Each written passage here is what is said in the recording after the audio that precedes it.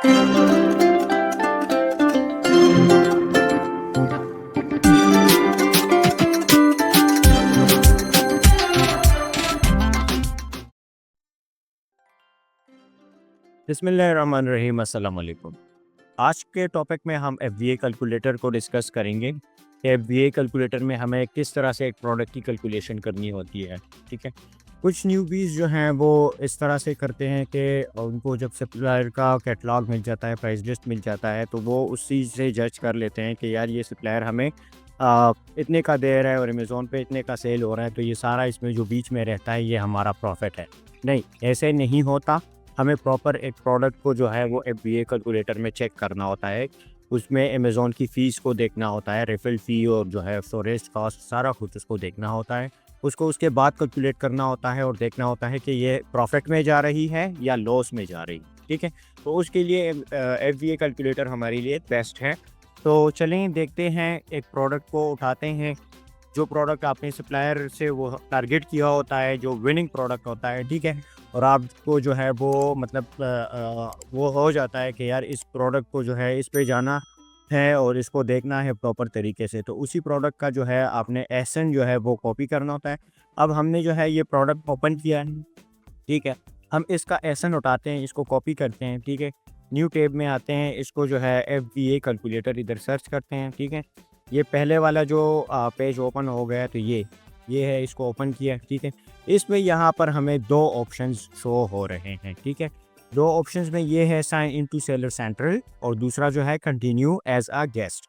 तो sign in to a Seller Central में ये होता है, अगर आप जो है वो अमेज़न का प्रोफेशनल बिज़नेस प्लान यूज़ कर रहे हैं और आप मंथली $40 जो हैं वो अमेज़न को फ़ी दे रहे हैं और आपका प्रोफेशनल वो है अकाउंट है, तो आप इसमें जा सकते हैं, क्योंकि ये होता है इसमें जो है कि इंडिविजुअल में और उसमें से प्रोफेशनल में ये होता है कि उसमें कुछ फ़ीस जो है उनकी डिफरेंस होती हैं, ठीक है? वो चेंज होता है, ठीक है? ये आगे हम डिस्कस करते हैं कि इसमें जो है इंडिविजुअल और प्रोफेशनल में क्या चेंजेस होती हैं, ठीक है? अब और अगर दूसरी बात ये है कि अगर आपके पास कोई मतलब या इंडिविजुअल अकाउंट हो या आपके पास जो है सेलर सेंट्रल हो ही ना, ठीक है? और आपने चेक करना है, तो आप कंटिन्यू एज ए गेस्ट पे जा सकते हैं, ठीक है? तो इधर जो है सबसे पहले हमने कंट्री सेलेक्ट करनी होती है कि किस कंट्री के लिए हमने ये प्रोडक्ट जो है वो कैलकुलेट करना है, ठीक है? तो हम यूएस पे जाते हैं, ठीक है? इसके बाद हमसे जो है ये एसएन मांग रहा है, तो इसको एसएन पुट करते हैं, ठीक है? और सर्च करते हैं, ठीक है? ये देखें, ये सारा प्रोडक्ट का जो है हमें पूरा डिटेल्स के साथ शो हो रहा है। ये वही प्रोडक्ट है, ये उसका एसएन है और ये अमेज़न पे जितने प्राइस का सेल हो रहा है, तो ये वही प्राइस जो है इन्होंने ट्रैक करके हमें यहाँ दिखा रहे हैं, ठीक है? इधर जो है हमें 2 ऑप्शन शो हो रहे हैं, एक अमेज़न फुलफिलमेंट है और दूसरा यूअर फुलफिलमेंट। अमेज़न फुलफिलमेंट यानी कि एफबीए, यानी कि हम जो है अमेज़न का वेयरहाउस यूज़ कर रहे हैं, तो ये उसके हिसाब से हमें कैलकुलेट करके देगा, ठीक है?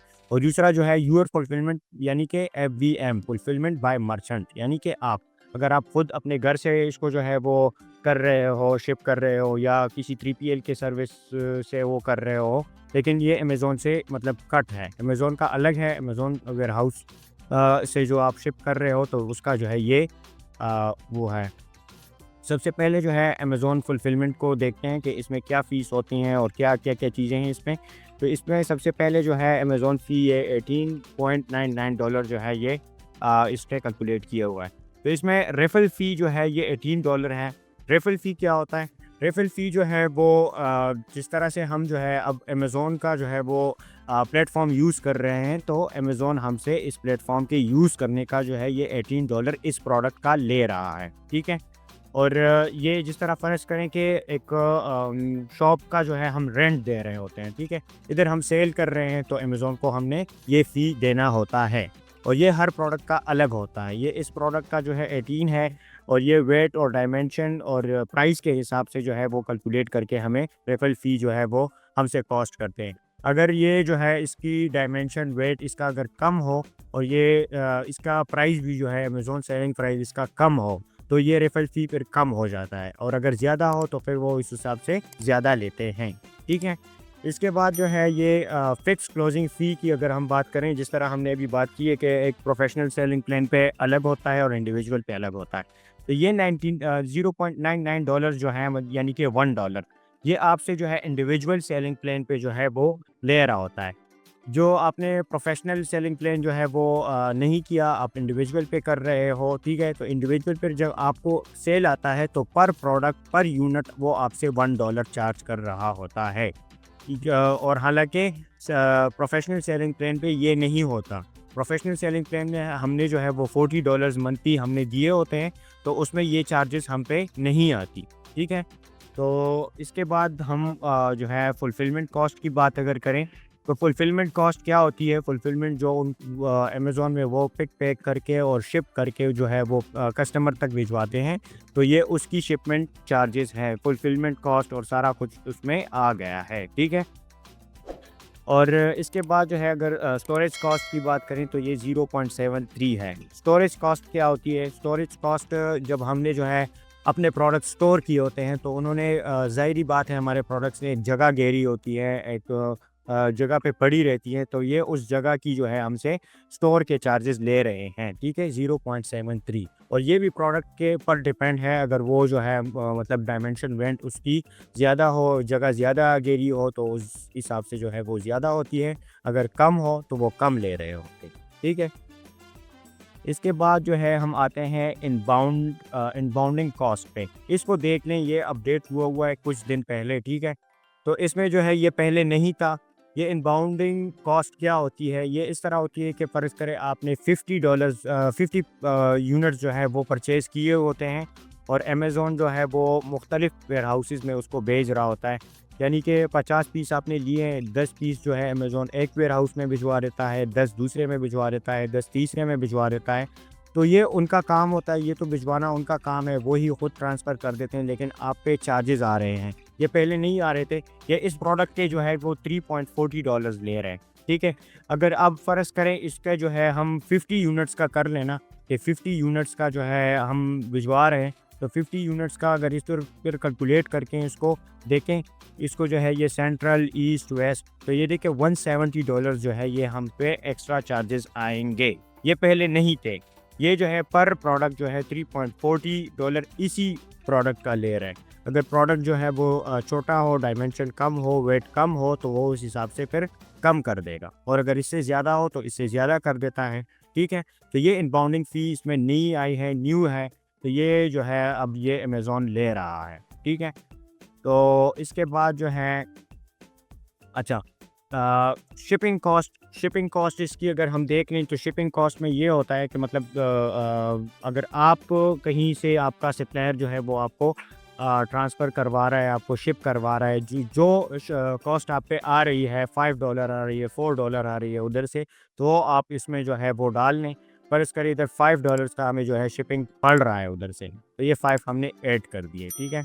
इसके बाद जो है मिसलेनियस कॉस्ट, इसमें ये होता है कि फ़र्ज़ कर 3PL की सर्विस आपने ली है और वो उसमें जो है लेबलिंग की और सारा जो है वो कर रहे हैं, तो वो जितना कॉस्ट आपसे कर रहा है, ठीक है, तो वो आप उधर डाल दें।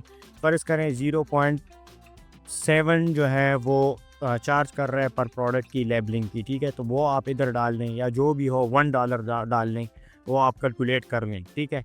इसके बाद कॉस्ट ऑफ गुड्स सोल्ड, ये जो है जो आपसे सप्लायर से जो प्राइस मिल रहा है ना, फ़र्ज़ करें वो आपको 50 का दे रहा है, 60 का दे रहा है और ये सारा आपने देख लिया है, तो उसमें जो है वो कॉस्ट ऐड करनी है, ठीक है।